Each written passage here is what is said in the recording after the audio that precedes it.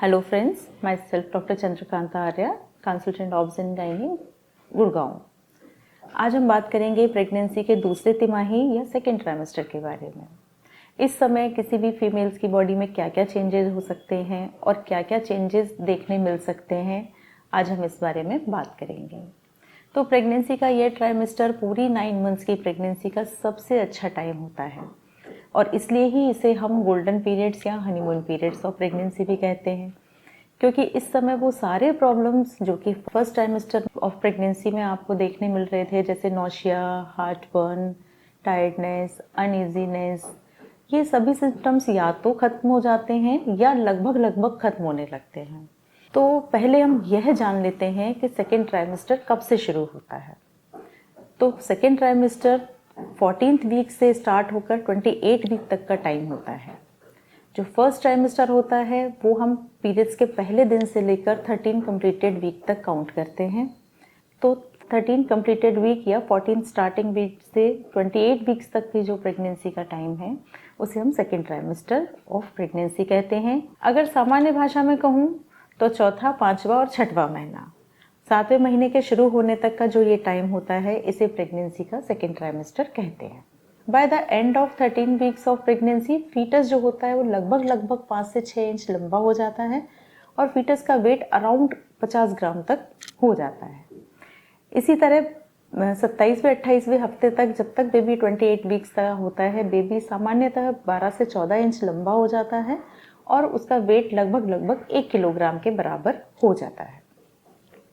तो आइए बात करते हैं कि सेकेंड ट्राइमेस्टर में मदर में क्या क्या चेंजेस हो सकते हैं, मदर में क्या क्या सिम्टम्स हो सकते हैं। तो सबसे पहले बात करते हैं बैकएक के बारे में। सेकेंड ट्राइमेस्टर में अधिकतर फीमेल्स की कंप्लेन होती है कि उन्हें कमर में दर्द रहने लगा है, थोड़ी ज़्यादा देर खड़ी रहती हैं या थोड़ा ज़्यादा देर काम करती हैं तो बैकएक स्टार्ट हो जाता है। तो इससे घबराने की ज़रूरत नहीं होती है। ऐसा इसलिए होता है कि अब बच्चे की ग्रोथ होना शुरू हो गई है, बच्चेदानी का साइज़ भी बढ़ना शुरू हो गया है, जिससे कमर की बोन पे थोड़ा प्रेशर पड़ने लगता है। लगातार एक ही पोजीशन में काम करते रहने से या फिर ज़्यादा देर तक बैठे रहने से भी लोअर बैक की प्रॉब्लम हो सकती है। ऐसी स्थिति से बचने के लिए क्या करें? कम से कम 5 से 10 मिनट रेस्ट करें। आप ज़्यादा देर तक अगर खड़े होकर काम करती हैं तो बीच में थोड़ी देर के लिए बैठ जाएं। At least half an hour walk करें। फ्लैट और कंफर्टेबल फुटवेयर का यूज़ करें। हार्ड सरफेस पर ज़्यादा देर तक नहीं बैठें। अगर बैठना भी पड़े तो एक कुशन लेकर, जो एक सॉफ्ट कुशन हो, उसे लेकर बैठें। अगर फिर भी आराम नहीं आता है तो रात को सोते समय कोई भी एनाल्जेसिक ऑइंटमेंट जो मार्केट में इजीली अवेलेबल होते हैं, जैसे वॉलिनी, इस तरह के ऑइंटमेंट को आप अप्लाई कर सकती हैं। साथ ही साथ गर्म पानी की बोतल से सिकाई भी कर सकती हैं। ऐसा करने से बैक की मसल्स अच्छे से रिलैक्स्ड हो जाती हैं और बैकएक में बहुत आराम मिलता है। दूसरा कॉमन सिम्टम्स होता है नेजल ब्लीडिंग या गम्स ब्लीडिंग, नाक से नक्सीर आना या मसूड़ों से ब्लीडिंग होना।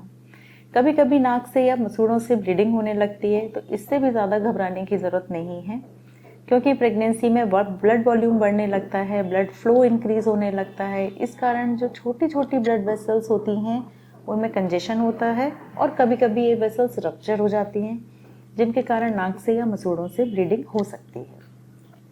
अगर ये ब्लीडिंग कभी कभी हो, ज़्यादा देर तक नहीं रुकती है, अपने आप ठीक हो जाती है, तो कोई घबराने की ज़रूरत नहीं होती।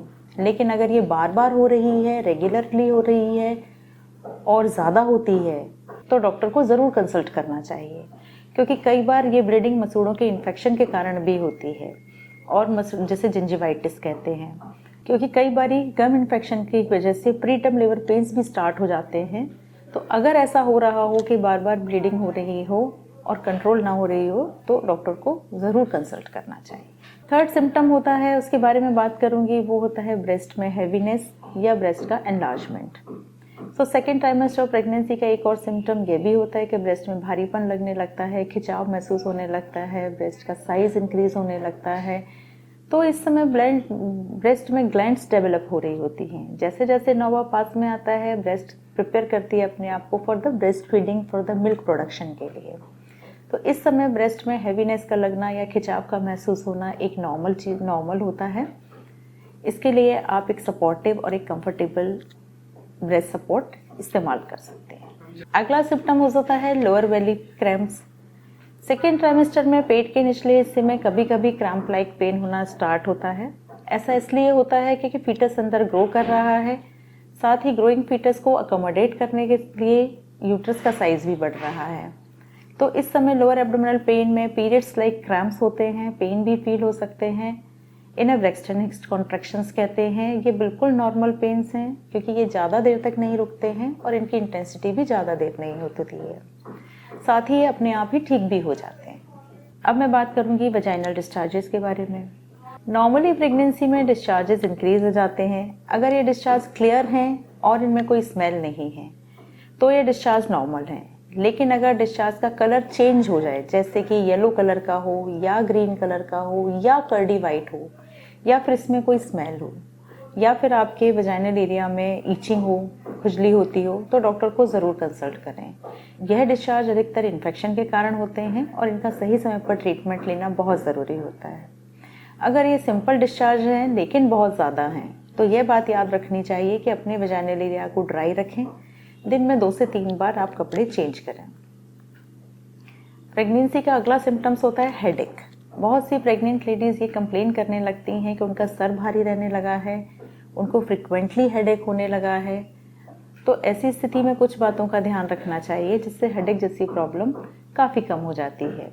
जैसे कुछ स्ट्रेस बस्टिंग एक्सरसाइजेज आप कर सकती हैं, योगा कर सकते हैं, डीप ब्रीदिंग एक्सरसाइज करना चाहिए, मेडिटेशन करना चाहिए एंड सबसे ज़रूरी बात, अपने आप को प्रॉपरली हाइड्रेट रखना चाहिए।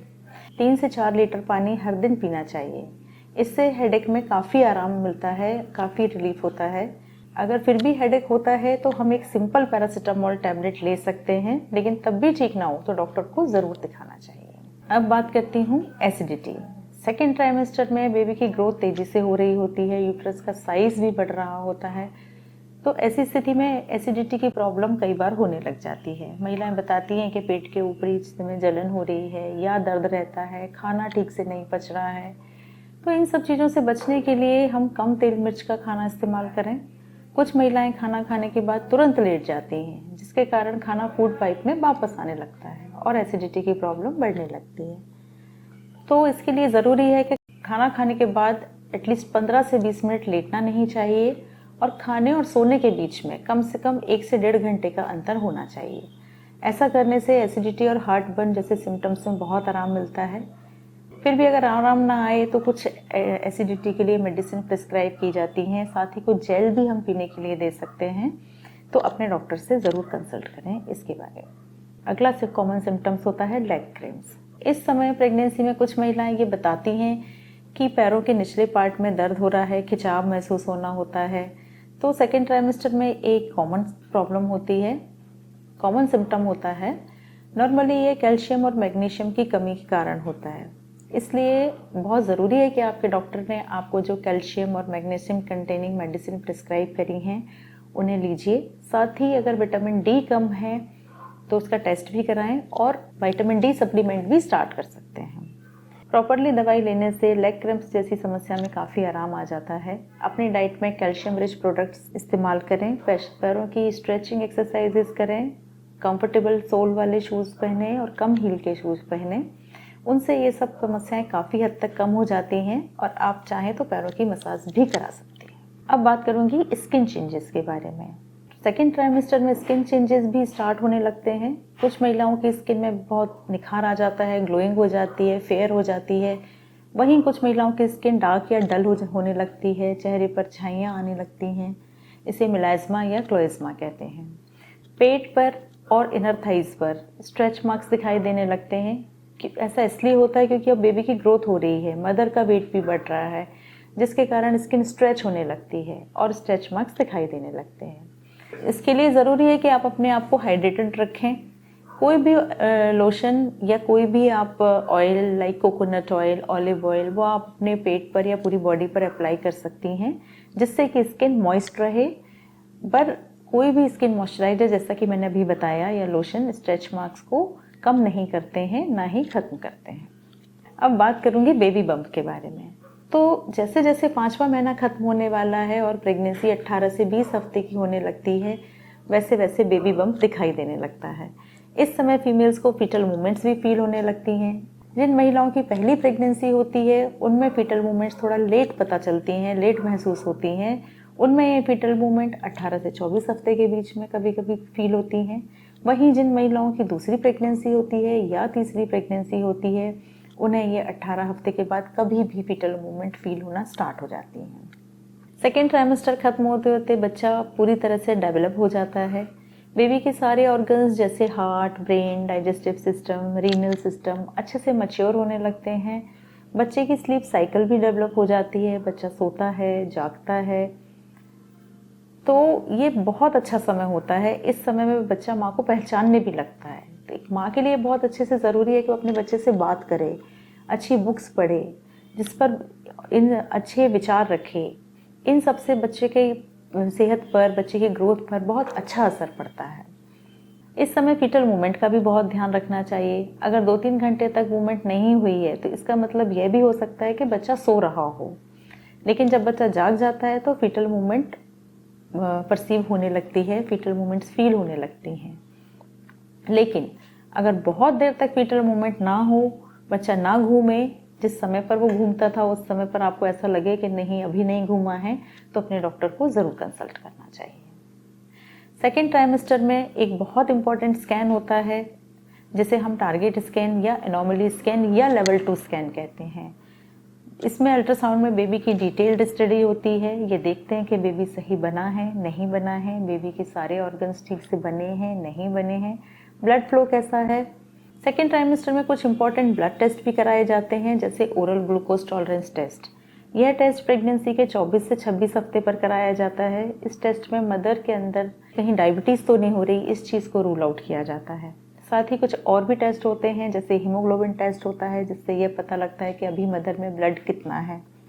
साथ ही कुछ और भी ऐसे टेस्ट जो हमने पहले कराए थे, थायराइड जैसे टेस्ट जो ठीक नहीं आए थे, उन्हें भी हम रिपीट करवा सकते हैं। अब बात करूंगी वैक्सीनेशन की। तो सेकेंड ट्राइमेस्टर में 2 इम्पॉर्टेंट वैक्सीन लगाए जाते हैं, जिनमें पहली वैक्सीन होती है टेटनस टॉक्स TT1, जो यूजुअली 18 से 20 हफ्ते पर दी जाती है। दूसरी वैक्सीन होती है Tdap वैक्सीन। यह अधिकतर 27-28 वीक्स पर दी जाती है।